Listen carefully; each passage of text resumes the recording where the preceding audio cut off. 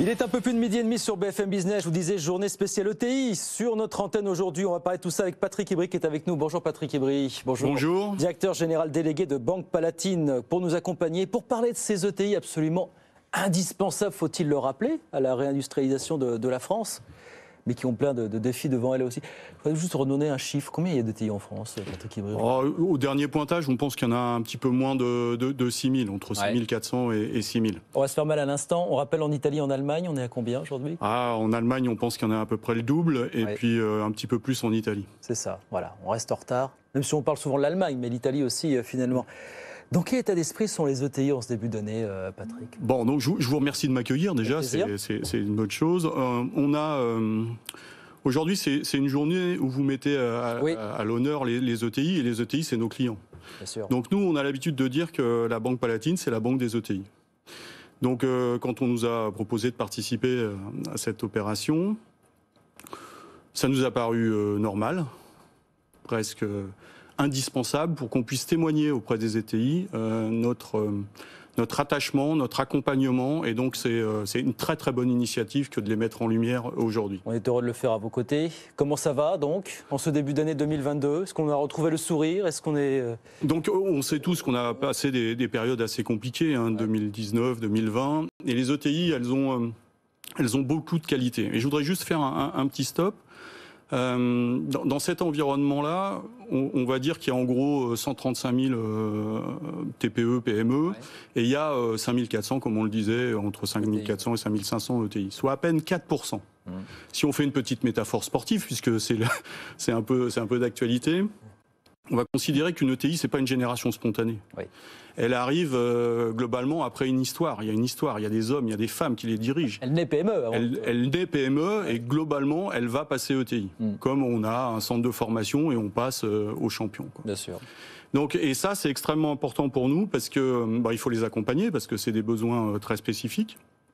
Elles ont des besoins où il faut mettre en place tout un environnement, tout un écosystème qui leur permette de progresser, d'évoluer et de se structurer. Donc une fois qu'on a dit ça, ce qui est important pour nous, c'est que toutes ces réussites, tout ce qui est spontané, il y a derrière tout ça, il y a des hommes et des femmes qui les dirigent. Et ils ont une histoire et un parcours. Mais j'ai trouvé quelques vecteurs ou quelques spécificités dont je peux vous parler aujourd'hui. Oui. C'est surtout des femmes et des hommes qui ont une vision. Et ils passent par l'innovation. Donc une fois qu'on a dit ça, quand vous êtes dans l'innovation et dans la vision, vous êtes un petit peu décalé par rapport au reste des gens qui vous entourent. Donc ils sont extrêmement habiles, extrêmement agiles, mais aussi il faut faire beaucoup preuve de courage, parce que c'est ça qui va jusqu'au bout, ce qui nous permet d'aller jusqu'au bout. Donc nous, on les accompagne pendant toutes ces phases-là.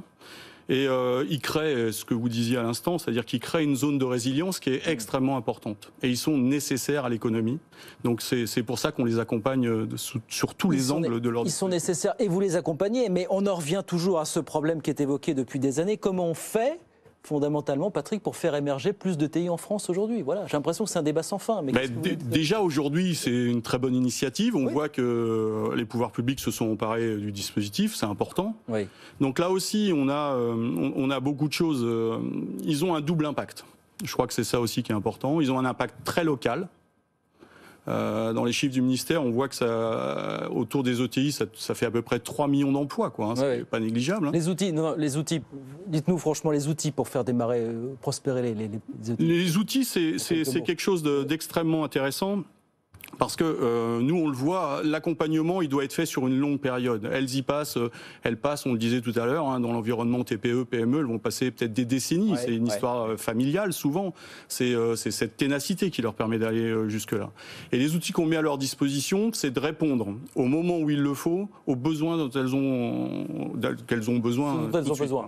Et aujourd'hui, ce que fait, même quand les pouvoirs publics s'emparent du sujet, c'est aussi très porteur. Donc plus on en parle, plus globalement on va les aider à se développer, meilleur c'est, et c'est très bon pour l'économie nationale. Dernière question, alors on n'aurait plus le temps d'en parler, on en parlerait pendant des heures, les freins réglementaires, la fiscalité, la simplification. Est-ce qu'il faut continuer à s'inspirer du fameux Mittelstand à l'allemande pour vous, Patrick? Est-ce que ça reste pour vous une référence, ou alors on doit inventer notre modèle à nous finalement? On doit inventer notre modèle. Les Français, ils ont leur spécificité, ils rayonnent. On le disait aussi, un des points majeurs, c'est que quand vous avez une ETI, vous avez 40% de son chiffre d'affaires en moyenne, entre 30 et 40% qui est fait à l'international.